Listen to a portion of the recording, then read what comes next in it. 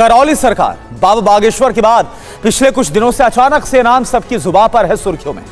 वजह है वो चैलेंज जो बाबा के चमत्कार को किया गया है। नोएडा के एक डॉक्टर ने बाबा को चुनौती दी, चैलेंज दिया और उसके बाद एक वीडियो बहुत तेजी के साथ वायरल हुआ।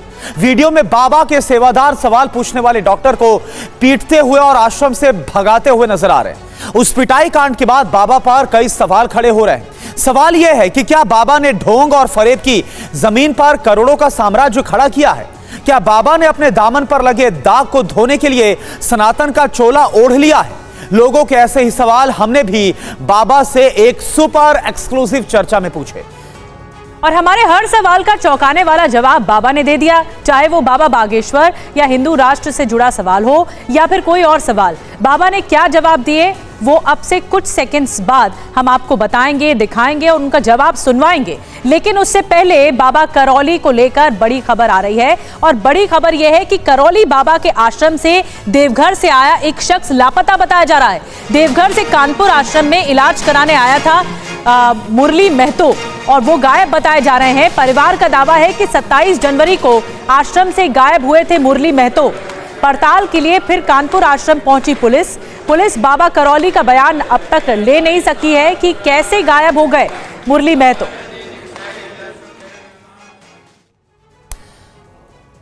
तो आप देखिए, खुद पर लगे आरोपों को लेकर टीवी9 पर बाबा करौली की सफाई सामने आई है। कहा गया है सफाई में कि साजिश के तहत मेरे खिलाफ आरोप लगाए गए हैं। टीवी9 से खास बातचीत में बाबा करौली बोले, आरोप लगाने वाला डॉक्टर विरोधियों का एजेंट है।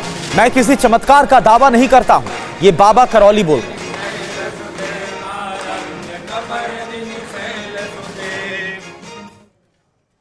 तो एक और बाबा विवादों में आ चुके करौली बाबा का नाम चर्चा में आया तो समानांतर रूप से बाबा बागेश्वर की भी चर्चा अचानक से होने लगी है, क्योंकि यूं कह लीजिए दोनों बाबाओं की तुलना अब होने लगी है। करौली सरकार का बाबा बागेश्वर और हिंदू राष्ट्र के उनके एजेंडे पर क्या कुछ कहना है, उन्होंने क्या जवाब दिया, आपको सुनवाते हैं।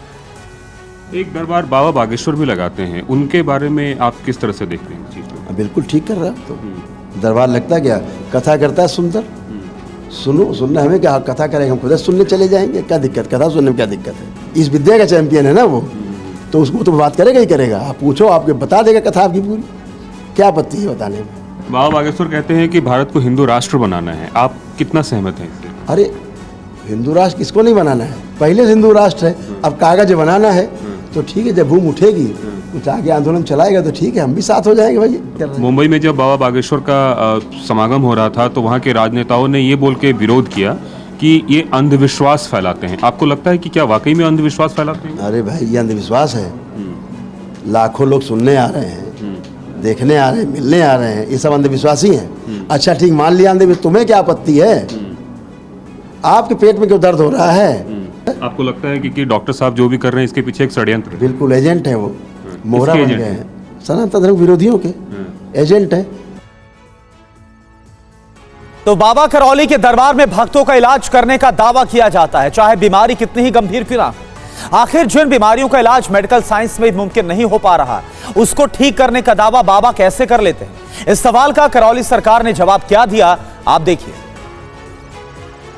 किस तरह के लोग आते हैं अमूमन, जैसे कि अगर मैं जानना चाहूँ आप लोगों के लिए? यहाँ हर प्रकार की असफल, पूरे समाज में घूमे हुए लोग, सारे डॉक्टरों से पीड़ित, 10 साल 20 साल 25 साल 30 साल 40 साल से पीड़ित लोग, भक्त लोग, उनका परिवार पीड़ा से तड़पता हुआ यहाँ आता है।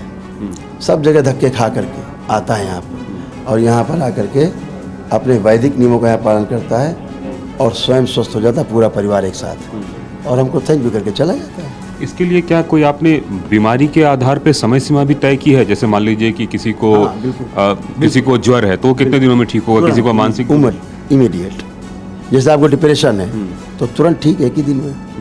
एंजाइटी डिसऑर्डर है आपका एक ही दिन में ठीक। पति पत्नी में तलाक हो रहा है, आपस में ले आओ दोनों लोग, एक ही दिन में ठीक। कोई डिमेंशिया है या बाइपोलर डिसऑर्डर है, सिजोफ्रेनिया है जिसको लोग भूत प्रेत कहते हैं बीमारी, जबकि वो बीमारी है, भूत कोई है नहीं, अपनी स्मृतियाँ ब्रेन को पागल बनाए, आदमी झूम रहा है, वो एक ही दिन में ठीक, दोबारा झूमेगा नहीं, काम खत्म हो गया एक ही दिन में। जो जिंदगी भर चले जा रहे हैं प्रेतराज सरकार की जय बोलते हुए, कहाँ जा रहे हो, हाजिरी लगाने जा रहे हैं, भाला जी, एक ही दिन में यहाँ ठीक। डे। तो ये बीमारी कौन सी है, ये कौन तय करता है? ये लोग पहले से लेके आते हैं, बता के आते हैं, या फिर यहाँ भी कोई ऐसा सेंटर है जिसमें कि स्क्रीनिंग होती है कि आपको ये बीमारी है, ऐसा कुछ? खुद ही बताते हैं ना, मैं बीमारी, हम दरबार बता देता उनको कि आपको ये बीमारी, बोलते हैं ये है। तो बाबा को आपने सुना, वो कह रहे हैं कि चुटकियों में हर बीमारी का इलाज हो जाता है। और बाबा ने सिर्फ इलाज को लेकर बड़े बड़े दावे ही नहीं किए, बल्कि मेडिकल साइंस को खुली चुनौती तक दे डाली। सुनिए जरा क्या कह रहे हैं। देश चांद पे और मंगल पे जाने की बात कर रहा है, ऐसे में ये क्या ऐसा आपके पास कौन सा ऐसा इलाज है, क्योंकि हम एलोपैथ को मानते हैं, पूरा देश मानता है, पूरी दुनिया मानती है, जो कि अध्ययन पे आधारित है या रिसर्च बेस्ड है? ये जो हम कर रहे हैं अध्ययन पे नहीं, उठाइए पुरातन काल के सभी शास्त्र, वेद पुराण उठाइए, भरा पड़ा है। क्या जाने चिकित्सा विज्ञान, अभी एक पन्ना नहीं पढ़ा इन्होंने, एक पन्ना कहीं मुड़ता हुआ मिल गया होगा तो बन गई आधुनिक चिकित्सा विज्ञान। अरे पूरा तो पढ़ के देखो, इनकी हर दवा बदल जाती 10-5 साल में कि साइड इफेक्ट होने, बंद करो बंद करो, हजारों दवा बंद होती है इनकी। आयुर्वेद की एक दवा बंद हुई, एक दवा का नाम बताइए। पिछले 10,000 साल से आयुर्वेद है, उसकी औषधियाँ हैं, एक दवा बंद हुई कोई जिसका साइड इफेक्ट हो? क्यों? पूर्णता के आधार पर देखा गया, हमारे ऋषि मुनियों ने लिखा है उसको, इसलिए पूर्णता के आधार पर लिखा गया, कभी गलत नहीं होगा। ये अपूर्ण है अभी जो झिंडोरा पीट रहे हैं, कि जितने रोग मैंने बताया आपको, चिकित्सा विज्ञान को ओपन चैलेंज है। एक दिन में नहीं, पूरी जिंदगी में ठीक करके दिखाएं, यहाँ एक दिन में ठीक है। ले आओ, चैलेंज है, एकदम ओपन चैलेंज, ले आओ 10,000 आदमी एक साथ, एक दिन में ठीक है। करिए वैदिक नियम का पालन, एक दिन में ठीक। ना हो जाए तो दरबार उसी दिन बंद। तो ओपन चैलेंज है ना, मेडिकल साइंस को ओपन चैलेंज है ये मेरा। खुल के कहिए TV 9 पे, मैं कह रहा हूँ आपके माध्यम से, पूरे देश सुन रहा है पूरा। ये कहा जाता है कि बाबा के दरबार में चमत्कार होते हैं, जिसके सिर पर उनका हाथ पड़ जाता है उसकी नैया पार हो जाती है। हमने बाबा से पूछा कि आखिर उनके कथित चमत्कार का सच है क्या। बाबा ने क्या कहा, वो जवाब बहुत दिलचस्प है, आप देखिए। आपके कुछ वीडियोस में देख रहा था, वायरल हो रहा था, जिसमें इस बात का दावा किया जा रहा था कि आप किसी की एज बढ़ा देते हैं, एज लंबाई बढ़ा देते हैं, ये कैसे संभव है? क्या आप कहना चाह रहे हैं? अपने आप संकल्प करता, लंबा हो जाता, तमाम रिकॉर्डेड है, सैकड़ों लोग लंबे हो गए। उनसे इंटरव्यू लीजिए, एक बार हम कर लेते हैं, बुला लेते सब भक्तों को, तो बड़ा अच्छा रहेगा, सब मीडिया आ जाए और उन्हीं से इंटरव्यू लेता रहे 2-4 दिन। ऐसे भक्तों जो लंबे हो गए, मोटे थे, पतले हो गए। कितने दिनों में लंबाई बढ़ाने का दावा करते हैं? नहीं, लंबाई बढ़ाने का दावा थोड़ा ना है, बढ़ने का दावा है। अच्छा, मैं तुरंत बढ़ा रहा हूँ। ये थोड़ा व्यक्तिगत सवाल है, लेकिन फिर भी मैं पूछ रहा हूँ। उनका ये कहना है कि भूत प्रेत और तमाम तरह की चीजों के नाम पे आप एक तरीके से ठगी कर रहे हैं, ऐसा उनका दावा है। कोर्ट में आए तब पूछेंगे ना। ये है ना किताब, मेरे द्वारा लिखी गई पुस्तक है 2020 में। देखिए, इसमें मैंने लिखा है कि अस्तित्व में रहस्य या चमत्कार जैसी कोई वस्तु या घटना नहीं होती। प्रकृति में जिन वस्तुओं या घटनाओं के नियम या कारण समझ में नहीं आते, वे ही रहस्य या चमत्कार लगते हैं। तो दरबार तो खंडन कर रहा, पहली बात होता ही नहीं।